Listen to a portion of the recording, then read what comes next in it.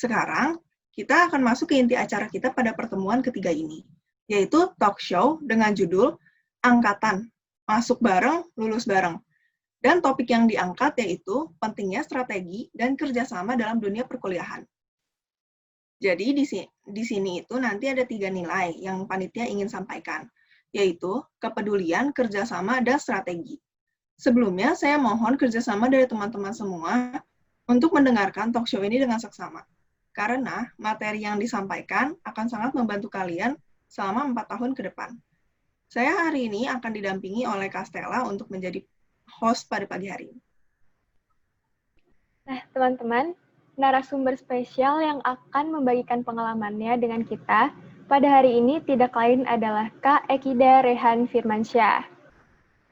Kak Ekida adalah seorang mahasiswa kedokteran FKUI sekaligus content creator. Kak Ekida membuat konten seputar pendidikan di beberapa platform seperti YouTube, Instagram, TikTok, dan juga podcast. Kak Ekida Rehan Firmansyah lahir di Jakarta tanggal 5 Mei tahun 1999. Beberapa prestasi dan pengalaman organisasi yang pernah ia ikuti yaitu menjadi lulusan terbaik SD, SMP, dan SMA, juara 3 kompetisi matematika tingkat provinsi MGMP SMP DKI Jakarta, pemenang medali emas Olimpiade Sains Nasional bidang kimia, juara 1 National Chemistry Challenge ITS, Badan Eksekutif Mahasiswa atau BEM FKUI, anggota Association International Universitas Indonesia atau AMSA UI, dan Ketua Bidang Personalia Tim Anggota Medis FKUI, dan masih banyak lagi pengalaman kepanitiaan dan prestasi yang pernah ia raih. Nah, teman-teman semuanya, tanpa berlama-lama lagi, kita langsung aja nih panggilkan Kak Ekida Rehan Firmansyah. Oke, ya, Halo Kak Stella. Ekida. Halo, baik. Selamat pagi Stella dan Gaby, dan selamat pagi buat seluruh mahasiswa baru Fakultas Teknobiologi Unika Atmajaya. Selamat pagi semuanya. Pagi Kak. Pagi, Kak. Pagi, Kak. Pertama-tama nih Kak Ekida, aku mau ngucapin thank you dulu udah nyempatin waktunya untuk datang di acara WFH. Iya, sama-sama Stella, Gaby, dan seluruh panitia nih yang udah ngundang juga. Semoga nanti materi yang aku sampaikan bisa diaplikasiin nih ke angkatan maba FTB ini. Amin. Nah, Kak Ekida ini kan merupakan siswa berprestasi SMA Negeri 8 Jakarta, mahasiswa kedokteran Universitas Indonesia, dan juga sekarang merupakan content creator ya Kak. Nah, kalau boleh nih Kak, diceritain dong pengalamannya, perjalanannya gimana sih dari SMA sampai sekarang ini? Oke, makasih Stella. Nih, jadi waktu zaman gue dulu SMA, itu pasti sih semua orang banyak dramanya. Maksudnya hidupnya tuh pasti banyak lika-likunya.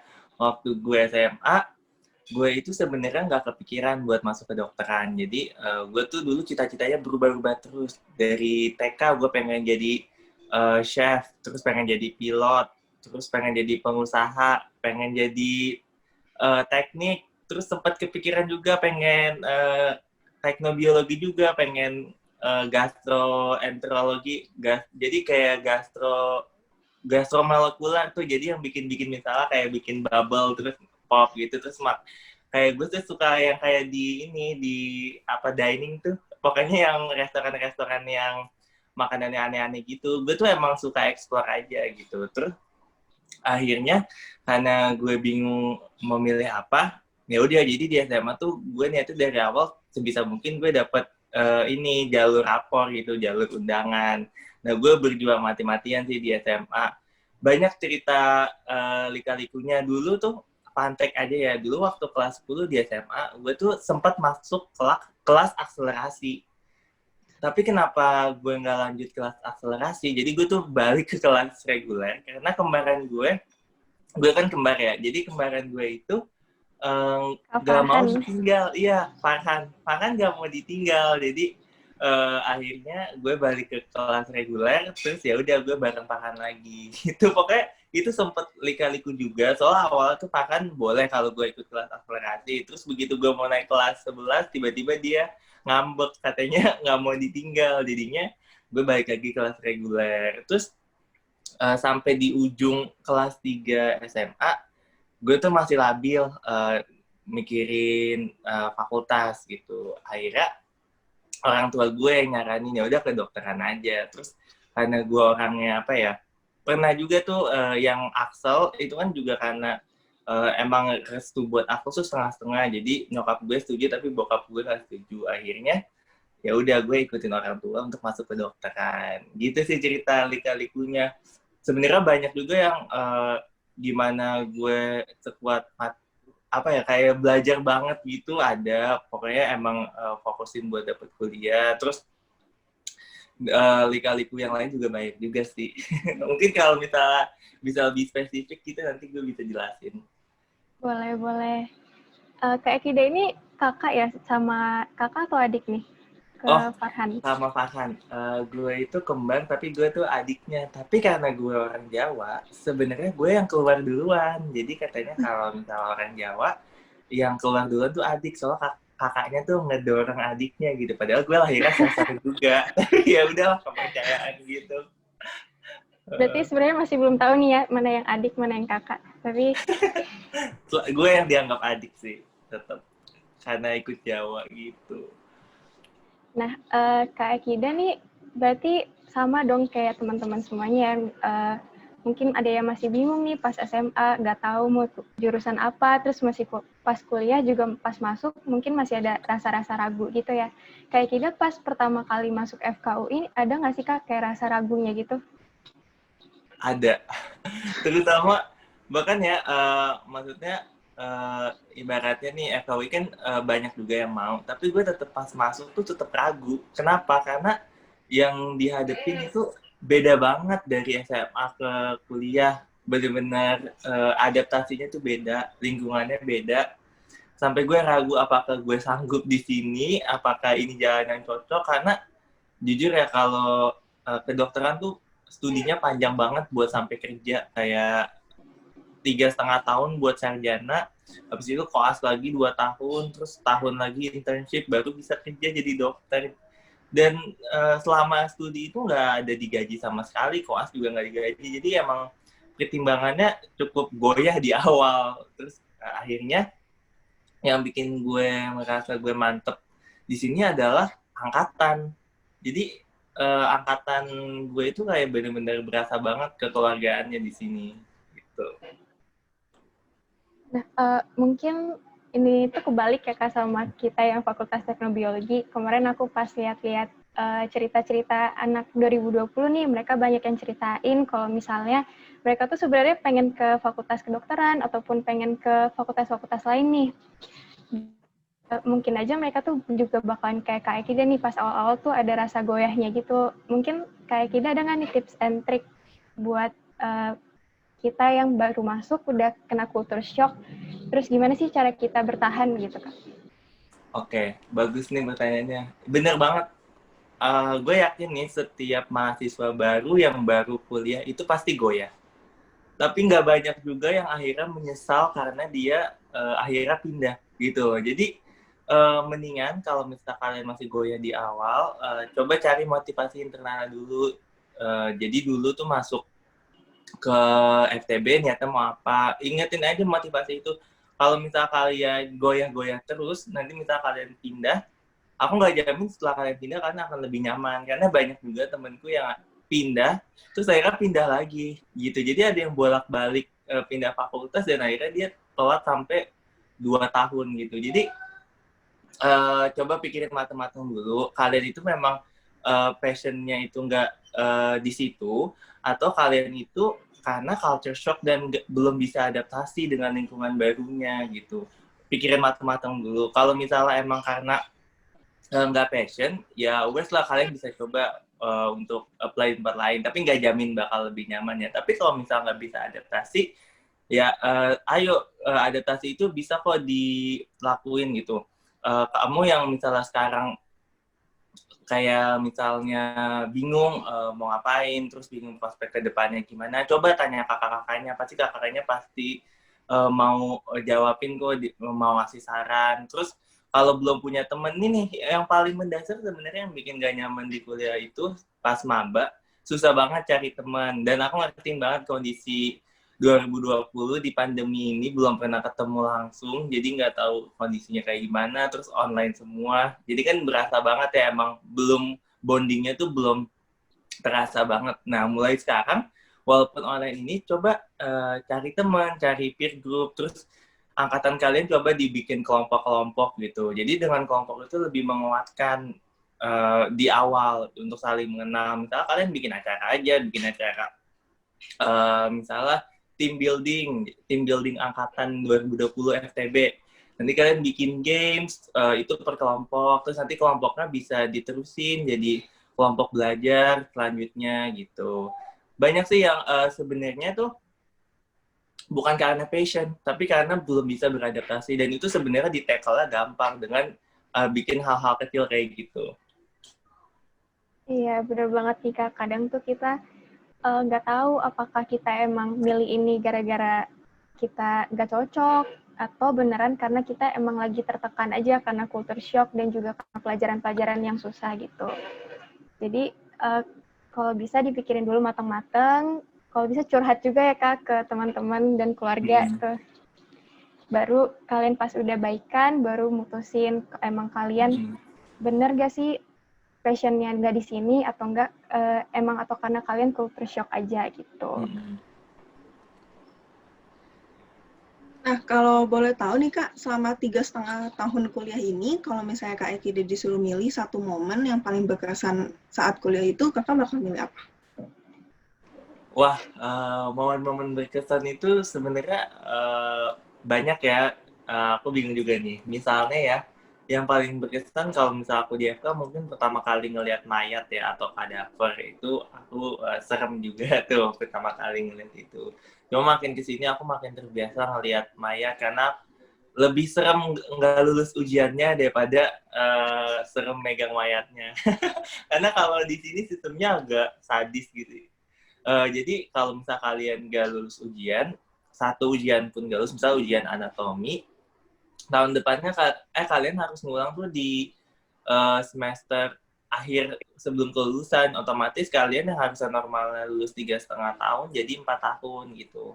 Jadi nambah gitu. Jadi nggak bisa remet. Jadi ada cut off-nya gitu. Kalau misalnya di bawah 40 nggak bisa remet langsung ngulang. Tapi kalau di bawah 55 masih bisa remet. Itu sih yang berkesan. Selain itu juga yang berkesan adalah aku bisa naik gunung bareng sama teman-teman organisasi aku. Jadi ada organisasi tim bantuan medis, itu tuh organisasinya kayak medis iya, terus lingkungan iya. Jadi organisasinya itu suka naik gunung bareng, pokoknya pergi-pergi bareng gitu. Dan itu seru sih, karena aku nggak nyangka ya. Dulu aku pas SMA ngirain anak FK itu apa ya, kayak cupu gitu. Nah, ternyata enggak setelah dijalanin gitu. Itu sih yang berkesan. Kalau misalnya tadi udah berkesan nih Kak, kita lanjutin nih tentang yang kendala. Kalau misalnya di kuliah tuh kendala terbesar tuh bagi Kak Ekida apa sih? Oke. Kendala terbesar itu yang aku rasain ya pasti ya akademis rintangannya tuh susah. Terus yang paling berasa sekarang sih sebenarnya udah nggak berasa menyusahkan, cuma yang paling berasa banget pas mahasiswa baru ketika tuntutan akademisnya itu tinggi banget karena perubahan banget dari SMA ke kuliah, tugasnya banyak, terus harus lebih mandiri. Terus yang kedua, tuntutan organisasinya juga. Jadi waktu maba itu kan pasti masih ikut kayak kaderisasi kayak gini kan. Itu juga lumayan tuh waktunya kan keambil juga buat yang lainnya. Terus waktu bersama keluarga juga aku ingat banget waktu aku mahasiswa baru.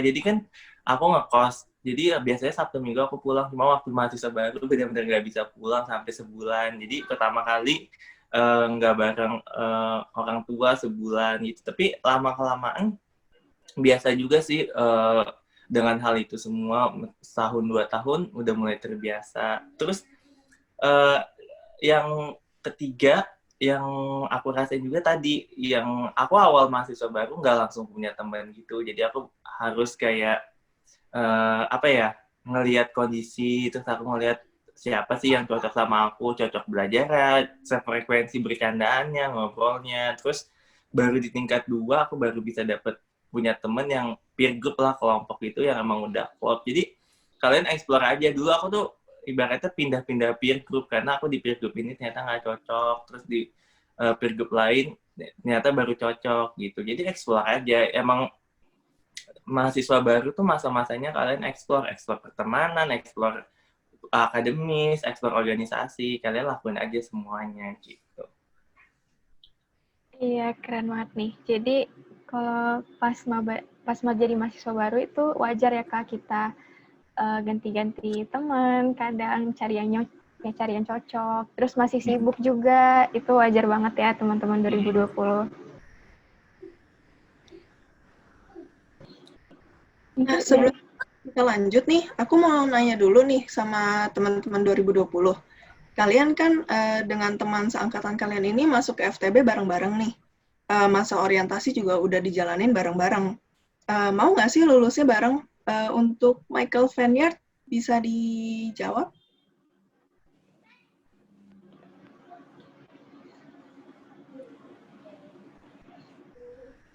Ayo, Michael Vineyard, ada nggak?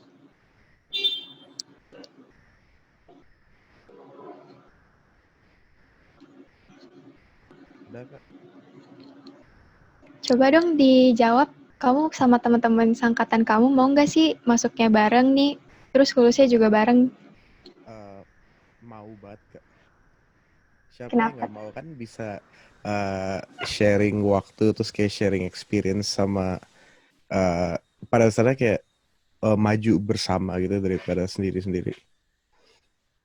Oke, thank you banget ya Michael Vineyard atas jawabannya. Jadi, judul talk show kita pada pagi hari ini menarik banget ya, teman-teman semuanya. Nah, judul talk show ini tuh diusulin sama Kak Ekida sendiri nih, yaitu Angkatan Masuk Bareng, Lulus Bareng. Nah, Kak Ekida tuh ada pengalaman pribadi ya, Kak, mengenai judul ini. Boleh dong diceritain? Iya, bener banget. Jadi ini pengalaman yang aku rasain sendiri waktu aku pertama masuk kuliah. Jadi dulu waktu awal kuliah, aku baru dikenalin sama sistem yang namanya angkatan itu sebagai keluarga. Jadi waktu kuliah, pas mahasiswa baru, aku masuk nih bareng teman seangkatan. Terus emang sama kakak kaderisasinya juga, mungkin di sini juga sama ya. Aku dibentuk untuk punya angkatan yang saling suportif, punya angkatan yang saling mendukung, dan kita tuh sistemnya nggak sikut-sikutan gitu. Karena kita sendiri tuh untuk lulus nggak peduli dengan IPK, jadi mungkin kalau di fakultas lain ada yang lulus tuh IPK-nya harus bagus buat dapat kerja gitu. Kita tuh enggak, jadi kita tuh enggak individualistis. Jadi satu sama lain di angkatan ini harus saling ngebantu. Jadi di angkatanku sendiri ada yang pertama ada ketua angkatan pasti ya. Dia tuh ibaratnya lambang angkatan, dia yang mengurus angkatan. Terus ada divisi-divisinya nih, mungkin kalian bisa aplikasiin juga divisinya. Misalnya ada divisi akademis. Jadi divisi akademis itu yang mengatur, misalnya dia yang ngumpulin bank soal, terus dia nanti yang mengatur ada sesi mentoring sebaya, jadi temen ngajarin temen, peer mentoring gitu. Terus yang kedua ada divisi kekeluargaan, jadi kalau misalnya temen ada yang berduka, kita bisa bantu sumbangan. Terus kalau misalnya ada yang ulang tahun, kita sesimpel yang ada yang ulang tahun, kita tuh bikin di grup angkatan poster selamat ulang tahun. Jadi walaupun apa ya kesannya itu menye-menye atau kayak kecil gitu, tapi itu beneran berasa. Jadi setiap ada teman angkatan yang ulang tahun tuh merasa dihargai di angkatannya, diingat di angkatannya, terus nanti abis di-share diucapin sama temen-temennya gitu. Itu sih yang kecil tapi bisa memperkuat angkatan. Terus ada juga tadi kan divisi pendidikan, kekeluargaan, ada juga divisi tentang mental support gitu. Jadi ada itu sebenarnya yang divisinya itu teman-teman angkatan kita juga. Jadi kalau misalnya mereka passionnya ke desain, mereka bisa ikut ke kekeluargaan. Terus passionnya ke ngajar, bisa ke pendidikan. Terus passionnya ke suka anaknya tuh suka dicurhatin, suka diajakin ngobrol, itu bisa ke mental health gitu. Maksudnya kayak mental support. Jadi kalau misalnya kita ada yang mental breakdown atau ada yang lagi demotivasi buat kuliah, itu bisa cerita ke divisi itu. Jadi sebisa mungkin kita itu nggak membiarkan ada teman kita yang tiba-tiba keluar tanpa kita tahu penyebabnya apa gitu. Kita tuh benar-benar harus ngecek satu-satu yang emang demotivasi di awal, nggak passion di awal, itu pasti nanti kita tanyain dulu sebagai angkatan, emang ada apa? Kita approach dulu semaksimal mungkin, jangan sampai kita nggak tahu keadaannya, tiba-tiba pas ganti semester kok dia udah hilang gitu, kok dia udah pindah jurusan atau pindah fakultas, kenapa? Padahal seharusnya yang dilakukan kita tuh approach dulu, misalnya dari divisi mental support, approach dulu orangnya, dia ada masalah apa, nanti kalau misalnya masalah finansial, kita angkatan coba bantu gitu.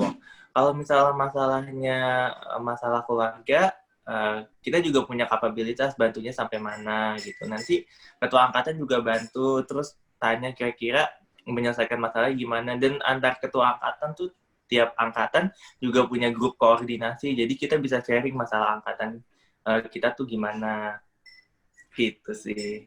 Makanya aku namainnya masuk bareng terus lulus bareng, karena aku pengen setiap angkatan misalnya kalian nih masuk sekitar 80 ya, 70 sampai 80 orang sekarang masuk bareng, dan aku pengennya juga kalian tuh lulus bareng di akhir dan saling kenal satu sama lain. Terus kalau misalnya ada yang misalnya keluar pun juga kalian tahu itu reasonnya apa, alasannya apa, dan sebisa mungkin tuh kalian lulusnya tepat waktu juga. Jadi masuknya bareng-bareng, lulusnya bareng-bareng tepat waktu, nggak ada yang ketinggal gitu. Iya, keren banget dong pastinya kalau misalnya kalian nih angkatan 2020 masuknya 77 orang. Nanti lulusnya juga 77 orang tuh kan keren banget. Berarti sebenarnya rumor-rumor kalau misalnya di kuliah tuh sangat-sangat individualis, berarti itu salah ya, Kak? Sebenarnya 50-50, tergantung ya. Aku kalau ngelihat nih, misalnya kayak jurusan kesehatan, jurusan teknik, biasanya itu nggak terlalu mikirin IPK gitu. Yang penting pengalaman, kuliahnya gimana, terus yang penting udah sarjana. Tapi ada jurusan yang misalnya kayak ilmu ekonomi itu mementingkan IPK untuk kerja. Jadi depends sih, kalau misalnya FTB, aku kurang tahu nih, kalau FTB gimana? Kalian IPK-nya harus tinggi banget atau yang penting lulus gitu? Kayaknya tiap orang beda-beda ya, Kak. Ada yang mentingin IPK, Tapi kalau ada untuk juga. kerja, nggak dilihat IPK banget nggak? Mungkin karena kita FTB, ada lab-nya juga kan, jadi mungkin dari skill lab-nya juga bisa dilihat sih. Jadi mungkin bukan karena nilainya doang gitu. Oke, iya deh. Bener tuh, yang lebih penting sekarang kalau kerja tuh lihat dari skill lab, dilihat dari kalian tuh kerjanya kayak gimana, kalian disiplin atau enggak, itu lebih penting sih.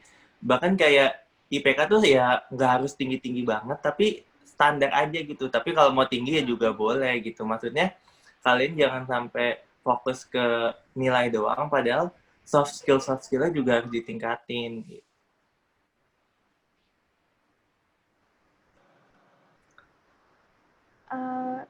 Boleh, Gaby, lanjut. Kemarin nih Kak, aku denger-dengar nih dari podcastnya Kak Ekida. Kak Ekida tuh merupakan wakil dari ketua gathering angkatan nih. Boleh nggak sih Kak diceritain dikit mengenai si gathering angkatan ini? Oke, ini seru nih.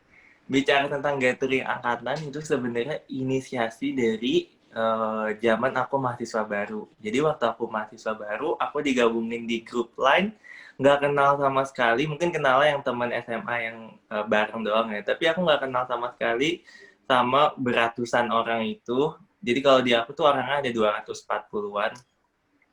nggak kenal sama sekali, terus kita mikir gimana cara kita kenal. Akhirnya dibuatlah, pertama ditunjuk dulu ketua angkatan, ketua gathering maksudku, ketua gathering ditunjuk dulu. Biasanya kita tanya siapa yang mau. Ada kebetulan temen aku ada yang inisiatif, dan aku juga inisiatif, aku mau jadi wakilnya untuk gathering. Terus di acara gathering itu, kita mikirin nih, gimana sih dari banyak orang ini kita bisa kenal satu sama lain. Oke, kita harus ketemuan. Waktu itu aku di sebuah restoran, terus aku bikin acaranya tuh benar-benar acara yang bisa saling mengenalkan. Jadi di restoran itu nggak cuma makan doang, kita lesehan, ratusan orang itu ngumpul, kita bikin kelompok-kelompok kecil, jadi kita nanti bakal main di kelompok kecil dulu, misalnya sekitar, kalau waktu itu aku sekitar 10 orang. Terus nanti kita mainnya tuh yang saling kenalin, jadi pertama kita kenalin nama dulu, terus nanti kita bisa main kayak games ice breaking, terus main truth or dare, jadi minimal kita kenal satu sama lain, terus jadinya nggak canggung juga untuk ngobrol sama orang baru itu, gitu. Habis di kelompok kecil, baru kita ke acara utamanya, kita ngeliatin pertunjukan dari teman kita, ada yang bisa main musik, ada yang bisa nyanyi, ada yang bisa dance, kayak semua tampil di depan. Terus kita main games juga yang di main acaranya. Jadi intinya tuh kita bikin games untuk kita ngenalin diri kita satu sama lain, biar kita nggak via chat aja, via grup chat doang, kan itu kan grup gede. Nah setelah itu diharapkan setelah gathering kita tuh udah berani untuk PC orangnya langsung, terus kita kenal, oh kemarin lo yang ketemu gue kan gitu. Terus mungkin buat saran juga kan, kalian angkatan online ya, jadi nggak bisa gathering. Mungkin kalian bisa nih bikin acara yang tadi aku bilang, team building di online gitu, di Zoom. Bikin aja dulu kelompoknya di breakout room, buat kenalan satu sama lain, biar ngomong nggak canggung gitu. Terus ada games, pokoknya yang have fun aja. Intinya biar kalian bisa kenal. Terus nanti baru kalian kenalan satu angkatan gitu. Yang penting sih tujuannya untuk saling kenal aja. Oke, jadi teman-teman semuanya udah dapet nih ya tips and trick dan ide-ide nih gimana caranya kalian sama satu angkatan kalian tuh bisa akur, bisa biar kalian nantinya selama 4 tahun ini juga enak nih ke depannya kalau misalnya angkatan kalian tuh udah solid gitu. Nah, kita lanjut nih Kak tentang strategi nih. Pas kuliah itu Kak Akida sibuknya ngapain aja nih? Sibuknya pas kuliah pasti tugas kuliah hampir tiap minggu sih minimal 2 tugas. Terus praktikum juga ada. Terus sibuknya organisasi. Kebetulan aku masuk tiga badan atau 3 organisasi waktu mahasiswa baru. Jadi aku emang orangnya apa ya, suka nge-explore. Padahal di SMA tuh aku nggak ikut OSIS, nggak ikut perwakilan kelas. Tapi menurut aku nih kuliah kesempatannya aku buat nyoba, jadi aku ikut lumayan banyak tuh 3. Terus juga selain organisasi kuliah, aku juga bikin konten, dimulai dari dulu aku bikin YouTube mulai tingkat 2. Mungkin kalau misalnya mahasiswa baru susah sih bagi waktu buat bikin YouTube karena kan masih hektik banget buat adaptasi. Aku di tahun kedua mulai bikin YouTube, terus jadi ngebagi waktunya itu sih yang berasa banget. Nah, kalau misalnya menurut Kak Akida nih, berorganisasi tuh penting nggak sih? Terus apa nih Kak alasannya? Oke. Menurut aku organisasi penting. Aku ngerasain sendiri ya, di SMA aku nggak ikut organisasi karena alasannya sih waktu zaman SMA tuh takut. Maksudnya aku ngerasa aku nggak bisa dibandingin orang lain. Kayaknya dia udah lebih berpengalaman gitu. Jadi aku bahkan nggak berani untuk daftar. Akhirnya aku di kuliah nyoba. Dan menurut aku nyesel kenapa dulu di SMA aku nggak nyoba. Karena kalau misalnya kita nggak nyoba sama sekali, ya kita udah kehilangan aja kesempatan itu gitu. Jadi pas aku coba di kuliah dan aku ngerasa organisasi itu yang ngebentuk watak aku. Jadi aku jadi lebih disiplin, lebih bisa organize waktu. Karena jujur ya, dengan organisasi kan pasti beban kalian nambah nih. Beban akademis udah banyak, terus ada beban organisasi, ngurusin organisasi. Tapi itu yang bikin kalian bisa lebih disiplin bagi waktu.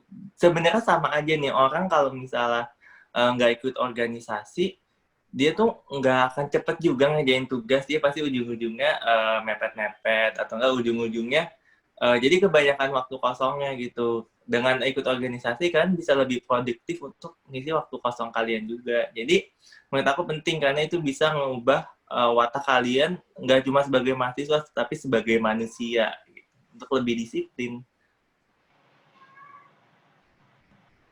Nah, selama berorganisasi, nilai apa sih yang Kak Eki udah dapet?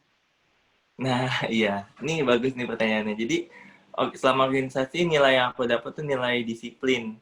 Tadi yang aku sebutin, disiplin waktu, disiplin tanggung jawab, semua tanggung jawabnya harus dikerjain. Terus, yang nilai kedua aku dapat nilai kerjasama. Jadi aku tahu rasanya kerja sama-sama orang A, orang B, tipe-tipe orang kayak gimana, aku juga makin ngenalin. Ada orang yang tipenya tuh thinker, jadi dia itu suka mikirin konsep, tapi dia malas untuk eksekusinya. Ada orang yang tipenya eksekutor, dia malas mikirin konsep, tapi yang penting laksanain gitu. Ada tipe-tipe orang kayak gitu. Terus banyak juga tipe-tipe orang yang bisa kalian pelajarin di organisasi. Terus nilai yang ketiga yang aku rasain tuh kekeluargaan. Jadi organisasi itu salah satu wadah yang bisa bikin kita deket sama orang yang awal sama sekali kita nggak kenal gitu. Tapi kita bareng-bareng di organisasi itu pasti punya satu tujuan yang sama. Makanya orang yang minatnya sama itu pasti akan ikut organisasi itu. Jadi walaupun awal nggak kenal, kalian bisa agak lebih mudah klop gitu karena satu minat gitu sih. Jadi disiplin, kerjasama sama kekeluargaan yang aku dapat. Oke, Kak Akida. Nah, di Kak Akida ini kan udah mengikuti kegiatan belajar di kampus, terus ada juga organisasi, terus ada juga kegiatan luar kampus, mulai dari panitia, wakil ketua gathering, tim bantuan medis FKUI.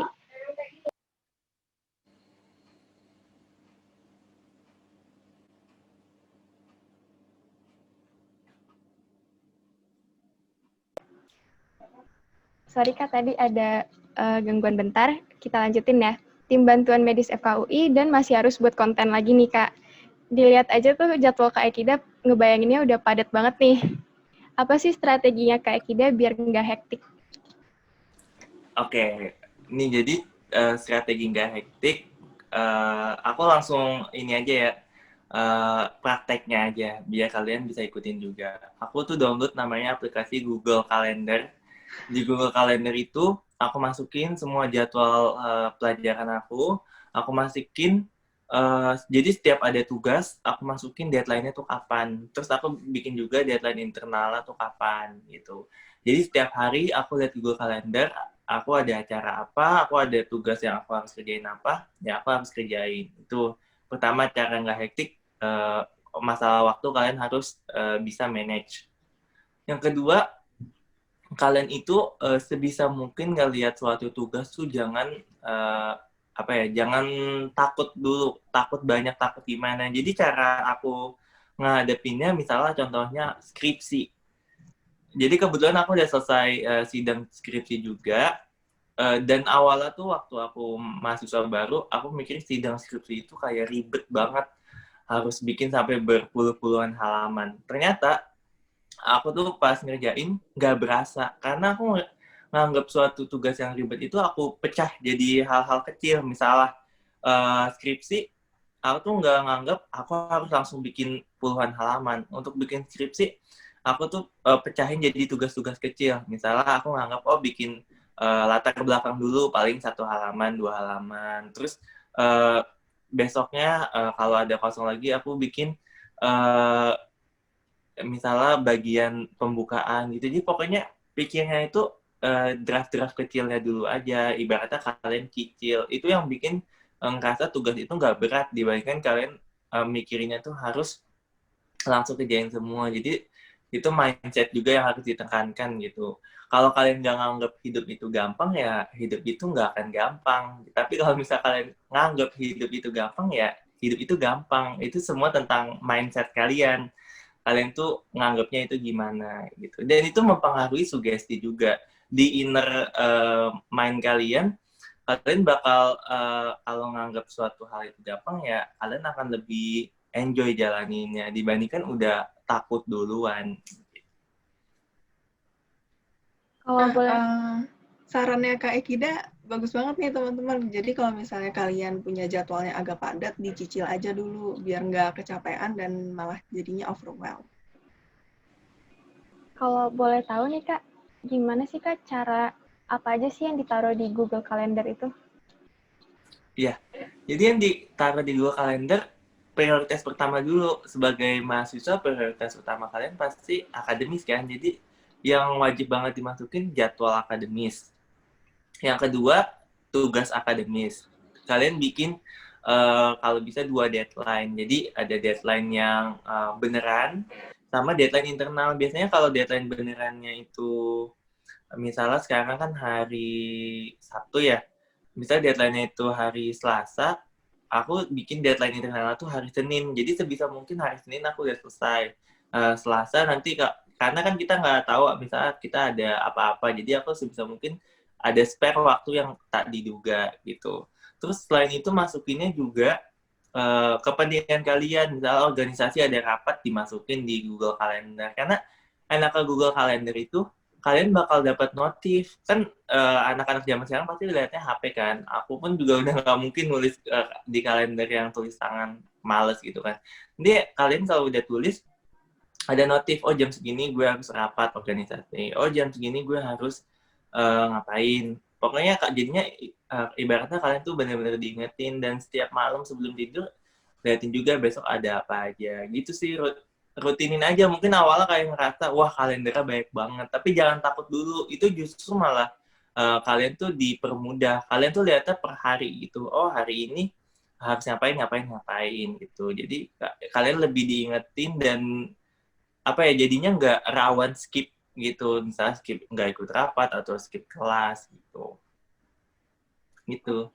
Oke, keren banget nih Kak Ekida. Berarti itu ya teman-teman prioritasnya adalah jadwal kuliah kalian. Nah, mungkin sebelum lanjut ke topik kerjasama nih, aku mau minta satu orang dong buat sharing pengalamannya bekerja dalam kelompok. Mungkin boleh nih di-sharing pas bikin proposal kemarin. Coba aku mau minta tolong yang namanya sama kayak aku deh, Stella Limanjaya. Halo Kak. Halo Stella. Pengalaman ya, kalau di kelompok aku sih kita diskusi dulu nih mau kapan ngerjainnya. Terus kita meeting deh di Teams buat ngerjain bareng-bareng. Jadi satu orang itu nge-share screen. Terus ya udah yang lainnya ngemandu. Yang nge-share screen itu yang bagian buat ngetik-ngetik gitu. Terus kita atur juga next schedule-nya mau kapan. Terus udah deh. Kalau udah dan tinggal direvisi gitu-gitu sih. Jadi semuanya kerja gitu bareng-bareng. Oke. Ada kendala nggak selama pembuatan proposalnya? Mungkin kendalanya di waktu kali ya. Oke, thank you Stella atas sharingnya. Sama-sama, Kak.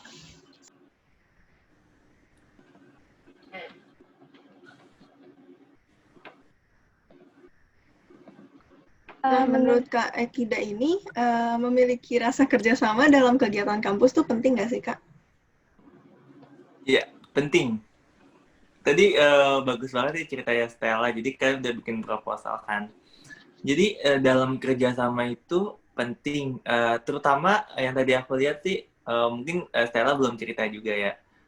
Tapi aku ngerasa ada satu poin yang bisa ditambahin, yaitu untuk pembagian tugas. Jadi sebenarnya untuk kerjasama yang lebih enak itu, jadi awal kita bicara ini, misalnya bikin proposal. Kemudian kita bikin outline-nya dulu. Yang dikerjain apa, misalnya proposal ada pendahuluan, ada isi, ada penutup, dan sebagainya. Kalian itu bagi dulu, kemudian abis itu setelah dibagi, itu harus sesuai kerjanya itu sama jumlah anggota kelompok kalian. Jadi ini untuk mengefisiensi waktu juga ya. Jadi daripada kerjainnya, misalnya pembukaan bareng-bareng kita di Zoom meeting atau gimana, kalian tuh bagi dulu aja, bagi outline-nya ada berapa, misalnya ada 5 orang, kalian bagi outline 5 orang, terus kalian daripada bingung siapa yang dapat apa, kalian ladder shuffle dulu aja, ladder shuffle, udah kebagi tugasnya, terus kalau misalnya ada yang ngerasa, kayaknya gue nggak bisa deh bikin bagian penutup, nanti tukeran aja sama yang saling yang bisa di bagian penutup, pokoknya saling nge-cover aja. Terus bikin deadline internal kelompok juga, maksimal kerjainnya kapan gitu. Nanti di deadline kelompok internal, misalnya H-1, ternyata ada teman kalian tuh yang nggak ngerjain sama sekali gitu. Pasti adalah free rider yang belum ngerjain. Terus kalian pertama approach dulu, kenapa nggak ngerjain. Terus biasanya sih lupa. Kalau lupa, ya udah nih masih ada deadline 1 hari, lagi kerjain deh cepetan gitu. Terus kalau misalnya emang dia punya masalah atau unresponsive, nggak bisa di telepon, nggak bisa diapa-apain, ya kita curiga aja mungkin dia ada masalah. Dan kalau misalnya ada masalah, coba di approach. Tapi kalau misalnya kalian udah mau deadline, ya terpaksa ada salah satu dari kalian harus nge-cover kerjaan dia dulu. Tapi jangan di-cover terus, nanti next kerjaan dia gantian ngerjain orang yang udah nge-cover dia. Pokoknya kalau pembagian tugas harus adil gitu. Gitu sih. Terus kerjasama selain dalam ngerjain tugas ya dalam organisasi tadi. Jadi pembagian tugas tadi harus adil, merata. Jadi nanti kalau misalnya kalian di akhir udah kerjain tugasnya masing-masing, baru difixin, dilihat bareng-bareng kerjaannya udah sampai gimana gitu. Kalian mau ubah bagian apa. Jadi di akhir enak semua sama-sama paham hasil kerjaannya kayak gimana. Oke, kayak tidak baik di perkuliahan dan di luar perkuliahan pasti kita ketemu sama kelompok-kelompok nih ya. Terus kita harus kerjasama di dalam kelompok tersebut. Nah, di dalam kelompok ini tuh ada banyak orang nih, banyak kepala. Tiap kepalanya itu juga punya prinsip, punya pemikiran, dan punya egonya masing-masing nih. Gimana sih Kak cara kita bisa nyesuaiin diri dan juga bekerja sama dengan banyak orang? Oke. Jadi untuk menyesuaikan diri dengan banyak orang, terutama waktu baru masuk organisasi atau misalnya kalian baru kuliah, baru beradaptasi di mahasiswa baru kenal orang, ya pertama ketika ada orang yang memberikan pendapat, itu harus dihargain. Mau pendapatnya beda sama kita, mau dia berpikirannya nyeleneh atau aneh, itu tetap harus dihargain. Kita ngelihat orang itu tuh dari perspektif dia gitu. Jadi ada yang namanya golden rule principle. Perlakukanlah orang sebagaimana kita ingin diperlakukan. Jadi ketika dia berpendapat, kita kan juga kalau kita berpendapat ingin dihargain. Pertama dengerin dulu yang dia maksud apa. Terus ketika kalian clash atau beda pendapat, kalian juga utarain pendapat kalian apa, terus alasannya apa, terus pertimbangannya gimana.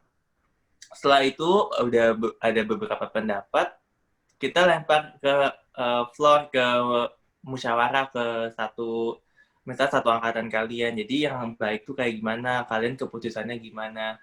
Jadi sebisa mungkin kita jangan keras kepala sendiri atau kita jangan sampai diam, karena tetap kita harus usahain pendapat kita itu seperti apa gitu. Seenggaknya walaupun pendapat kita nanti ujungnya nggak diterima, kalian udah mengungkapkan ide kalian tuh kayak gimana gitu. Terus untuk berhadapan dengan orang yang beda kepala, ya kita harus mengenal dia lebih dalam, tahu namanya, tahu emang sifatnya kayak gimana, tahu cara kerja dia kayak gimana.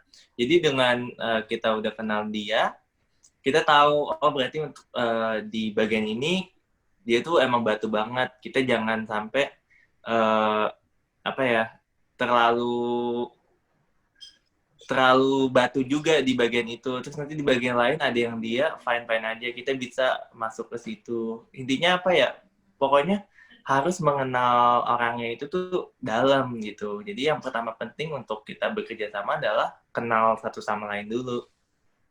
Oh iya, keren banget sih Kak, benar banget kalau misalnya kita gak kenal malah jadinya seuzon sendiri. Nah, sekarang kan lagi pandemi COVID-19 nih Kak. Menurut Kak Ekida, seberapa besar sih dampak akibat pandemi ini ke kesehariannya Kak Eki?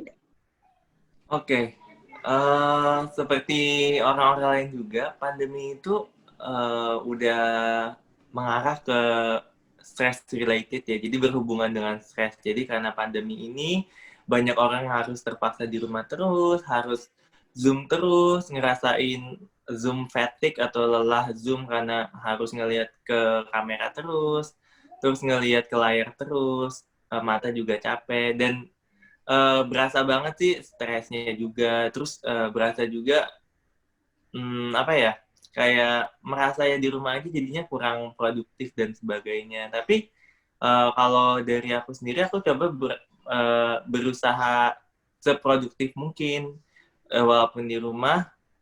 Aku tetap ngerjain tugas, kalau misalnya ada tugas. Kalau sekarang sih aku lagi kosong nih, nungguin modul baru minggu depan.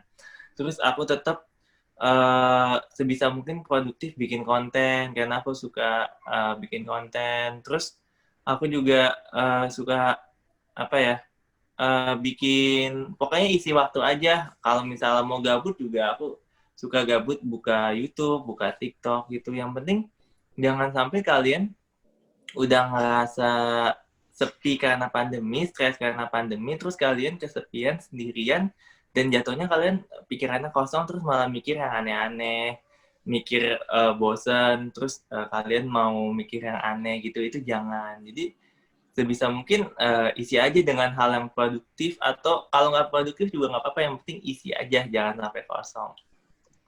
Berarti diseimbangin ya Kak, kegiatan kita belajar dari Zoom dan juga hal-hal lainnya nih yang bikin kalian seneng gitu. Nah, mungkin terakhir nih Kak. Ya. Boleh dong disampaikan kesan dan pesan untuk teman-teman mahasiswa baru Fakultas Teknobiologi Angkatan 2020.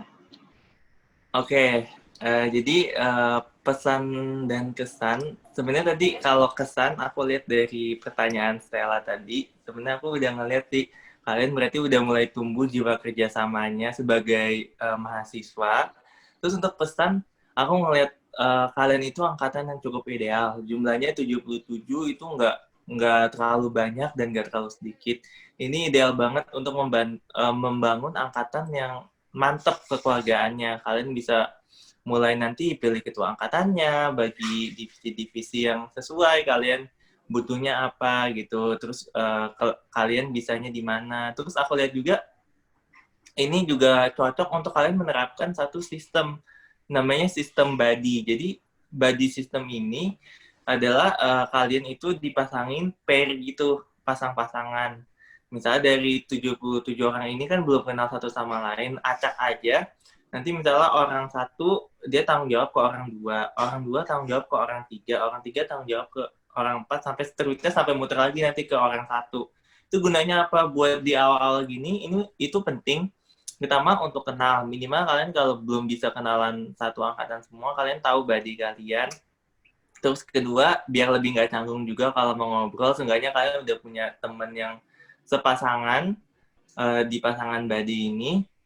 Terus juga itu yang ketiga, buddy itu saling mengingatkan gitu. Jadi buddy, misal satu ngingetin kedua, dua ngingetin ketiga. Jadi apa ya, berasa untuk mengingatkan tanggung jawab, untuk approach-nya juga lebih gampang. Kalau misalnya ada masalah, nanti pasti buddy kirinya yang ditanya gitu. Jadi menurut aku angkatan kalian bisa sih dicoba-coba metode-metode untuk lebih menyatukan kekeluargaannya gitu. Pesan dari aku juga untuk kalian secara individu, nggak apa-apa di awal mahasiswa baru ini kalian ngerasa stres, ngerasa down, ngerasa goyah, tapi dengan perasaan ini juga nanti ini membuat kalian lebih bersyukur ketika kalian udah lewat tingkat 1 atau tahun 1 nanti ke tahun kedua, kalian nanti pasti bersyukur, oh iya ya, gue dulu dihajar habis-habisan, dikasih tugas baik banget, tapi ternyata gue bisa lewat juga ya. Jadi itu kalian akan timbul juga rasa bangga akan diri kalian, rasa senang. Mungkin Stella sama Gaby kan juga udah ngerasain lewatin mahasiswa baru yang sehektik itu, ketika naik ke tingkat 2 nanti lebih loose atau lebih longgar, nanti kalian ngerasa lebih bersyukur juga kan, oh iya ternyata gue dulu dihajar banget juga tetap aja bisa lewat gitu. Gitu sih saran buat kalian. Ya, benar banget nih Kak Ekida. Nah, buat teman-teman semua yang belum follow Kak Ekida, bisa di-follow di mana nih, Kak? Iya, jadi kalau misalnya mau follow, ada di @ekidarehanf, itu bisa di IG atau di TikTok, atau YouTube di Ekida Spasi Rehan. Kalau di TikTok banyak cloningnya ya Kak Ekida. Banyak apa? Oh, Banyak cloningnya. cloningnya. Iya. Iya, jadi ya kalau TikTok tuh tempat aku, apa ya, lucu-lucuan lah. Kalau IG tempat yang serius-seriusan, edukasi. Kalau YouTube biasanya aku sharing motivasi, pengalaman kuliah. Jadi aku emang sengaja nih nggak bagi masing-masing. Strategi ya Kak Ekida lah itu ya. Iya. Jadi teman-teman semuanya bisa aku simpulin nih selama 45 menit sharing tadi, kalian itu harus bisa nih kalau misalnya kalian mau lulus bareng, itu kalian punya 3 nilai nih yang harus kalian punya. Yang pertama itu ada kepedulian. Kalian tuh harus saling peduli satu angkatan. Nah, sesuai dengan ada nih ide-ide yang Kak Ekida tadi jabarin, bisa dipakai tuh teman-teman semuanya. Kemudian ada kerjasama dan juga strategi gitu. Nah, sekarang kita akan masuk ke sesi Q&A yang akan berjalan selama 15 menit. Teman-teman yang memiliki pertanyaan, silahkan menuliskan nama lengkap dan nomor kelompok di kolom komentar.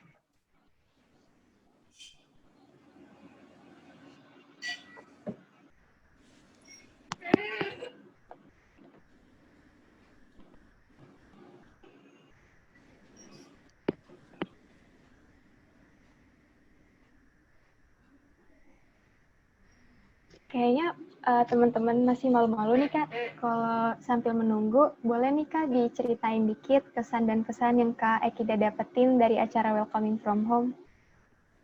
Oke. Kesan dan pesan sih jujur aku senang sih buat acara sharing-sharing kayak gini karena aku bisa bagi pengalaman aku, terus bagi gimana cara aku bisa ngejalanin waktu maba. Jadi aku senang sih, semoga kayak walaupun banyak tadi yang aku omongin juga, terus banyak juga teknik-teknik atau metode-metode yang baru juga. Nanti kalian kalau misalnya bisa pakai, kalian nanti bisa cobain tuh ngerasain metode-metodenya. Mungkin kalian ada yang efektif nih dengan yang ini, atau misalnya kalian nggak efektif dengan yang itu, bisa coba yang satu lagi gitu. Semoga sih cara-caranya seenggaknya kalian bisa cobain dulu lah gitu. Jadi throwback ya Kak. Iya. Benar, jadi inget juga sih dulu pas maba gimana pas SMA. Gimana tuh Kak pas, kalau misalnya di UI namanya kaderisasi ya Kak? Iya, kaderisasi. Jadi kayak, ya ibaratnya orientasi juga sih. Cuma kalau di UI kita bagi-bagi, ada yang orientasi universitas, ada orientasi fakultas, ada orientasi dari gurunya juga. Jadi cara pakai sistem online gitu ngumpulin tugas. Dari dosen ya maksudnya, ke guru sih. Sama nih di Atma juga ada Kak serangkaian acara pengenalan kampus kayak gitu. Nah, udah ada pertanyaan nih Kak dari Javier Stewart. Mungkin boleh dihidupin mic-nya Javier. Hai Kak Stella, hai Kak Akida. Aku mau bertanya Kak, cara Kakak menghadapi dosen yang mungkin sifatnya tuh tidak enak. Cara Kakak menghadapi gimana? Karena kan seperti yang kita telah diajari oleh orang tua kita kan, di hidup itu kan pasti kita tidak bakal ketemu ya orang yang mungkin sifatnya tuh tidak enak gitu, yang sifatnya nggak cocok sama kita. Nah, itu Kakak cara ngadepinnya gimana kok untuk dosen? Oke, ini pasti banyak sih beberapa dosen yang emang ngeselin, atau beberapa dosen yang mau sebagus apapun kita, ada juga yang kayak ibaratnya nilainya kita nggak dibagusin gitu sama dia. Nah itu pasti ada. Yang pertama, yang ngertiin aja kondisi kayak gitu. Kalian lihat, mungkin dosen itu bersikap kayak gitu, entah dulu dia sebagai mahasiswa pernah digituin sama dosennya juga, atau entah dia punya masalah lain di keluarganya. Jadi untuk menyikapi dosen yang kayak gitu, pertama pahamin dulu, pasti dia kayak bersikap kayak gitu punya masalah gitu. Terus yang kedua, ya udah dosen yang kayak gitu ya kita bersikap netral aja, kita tetap maksimal, tetap ngelakuin yang kita bisa, misalnya tetap ngerjain tugas, tetap ujian yang terbaik, cuma jangan berharap lebih karena sifat-sifat dosen yang kayak gitu yang benar-benar nggak bisa dikompensasi, karena dulu pun aku juga ada yang kayak gitu. Aku udah berusaha banget tapi ternyata nilainya jelek, padahal temen aku yang nggak berusaha banget nilainya bagus, karena emang benar kuliah itu tuh nggak, IPK tuh nggak menggambarkan kepintaran kalian. IPK tuh banyak faktor lucknya, keberuntungannya, dapat dosen yang baik, dapat dosen yang jahat gitu. Jadi ya itu benar, faktor lucknya di situ. Jadi yang pertama pahamin dulu ya, pasti dia mungkin ada masalah atau memang sifat dia seperti itu, atau memang sebenarnya dia aslinya baik, cuma cara penyampaiannya seperti itu. Jadi dilihat aja kira-kira dia yang kayak gimana. Terus yang kedua ya pasrah aja, tetap lakuin yang terbaik tapi jangan terlalu berekspektasi tinggi gitu. Gimana, Javier, udah oke belum nih? Lumayan terjawab sih. Poin-poinnya Oh. juga oke, netral, terus tetap berusaha ya. Udah kejawab sih, Kak. Thank you. Ya, sama-sama. Kalau teman-teman yang lain mau bertanya, boleh banget ya. Silahkan nulis nama lengkap dan juga nomor kelompok di kolom komentar. Nah, sambil kita nunggu, kita ngobrol-ngobrol lagi yuk, Kak. Boleh. Aku mau cerita dikit nih, Kak. Kan sekarang aku tuh lagi di semester 5 nih. Kalau misalnya Kak Akida tahu tuh, semester 5 tuh pas lagi padet-padetnya banget nih. Kalau misalnya dulu pas semester 3 tuh ngatur jadwalnya tuh lebih gampang, dan semester 5 nih jadinya sepadet itu, Kak. Kak Akida ini kan udah jago banget nih menyusun jadwal dengan yang padat banget. Boleh dong, Kak, diceritain nih tips and triknya buat teman-teman semuanya. Iya, jadi cara nyusun jadwal sebenarnya itu tadi prioritas utamanya apa? Akademis dulu yang penting, tugas-tugas, kemudian organisasi, kemudian acara-acara di luar itu. Kalau coba mungkin Stella lebih spesifik aja, kira-kira kendala Stella nih di semester 5 tuh apa? Jadi di semester 5 tuh kayak kita pernah dengar nggak nih? Semester 5 itu adalah semester di mana yang cewek pengen nikah aja dan yang cowok tuh pengen jadi simpenan tante-tante. Jadi emang sepadat itu sih, Kak, jadwal kuliahnya udah padat, terus ditambah lagi dengan organisasi dan juga jadwal di luar kuliah gitu. Jadi bener-bener padat banget gitu, Kak, sampai kadang tuh nggak ada break-nya gitu. Oke, aku juga ngerasain sih, dulu aku pernah organisasi seharian full, terus besoknya ujian. Jadi aku tidur cuma 1 jam. Jadi ya karena belajar buat ujiannya. Jadi emang kondisi-kondisi itu wajar adanya gitu. Nggak bisa dipungkirin, itu tetap ada. Nah, caranya tadi kalau misalnya kayak gitu, ya bertahan untuk stay awake kalau gue sih. Jadi kalau misalnya ujian, gue tetap misalnya minum kopi, atau pasti gue kalau belajar buat ujian gue ngajak teman juga, seenggaknya gue nggak tidur gitu, karena ya gitu, hambatan kita tuh pasti tidur kan, capek pasti tidur gitu. Terus sebisa mungkin ada waktu kosong gue isi langsung itu, kan gue tahu nih ibaratnya hell week gitu, ada minggu neraka misal ujian semua, atau sambil ujian ada tugas, gue sebisa mungkin tugas kelarin dulu semuanya, tugas kelar semua, baru gue belajar. Sebenarnya kan kalau belajar tuh lebih fleksibel kan daripada tugas ada deadline. Jadi gitu sih, sebisa mungkin cicil cepet banget di awal, tugas langsung kelarin, tugas kelarin gitu. Prioritasin aja, kadang ada tugas yang nggak wajib-wajib bagus banget, ya udah kerjainnya standar aja, tapi yang penting kalian punya waktu buat belajar ujian. Kalian lihat aja bobotnya tuh gedean tugas atau gedean ujian gitu. Iya, bener banget sih, Kak. Kalau misalnya kita udah kuliah ini karena jadwalnya padat, terus juga tugasnya banyak, kadang tuh nggak bisa jadi perfeksionis gitu. Sometimes it's good to get it done dan get it perfect. Yes. Benar. Jadi ya udah, kalau misalnya kalian pertimbangin aja prioritasnya. Misalnya kalian kalau mau lihat dari nilai, nilainya bobotnya lebih tinggi ujian, ya udah tugasnya standar aja, yang penting kumpulin gitu. Dilihat-lihat lagi aja kira-kira yang bisa diakalin yang mana. Karena kalau udah kondisi yang udah mendesak itu ya sebisa mungkin cepet gitu, seadanya aja nggak apa-apa. Jadi bener, nggak harus perfect di semua kondisi. Nah, Kak Ekida, ada teman kita nih dari panitia yang pengen nanya. Boleh nih Kak Merlin, langsung ditanya aja. Halo Kak Ekida. Halo.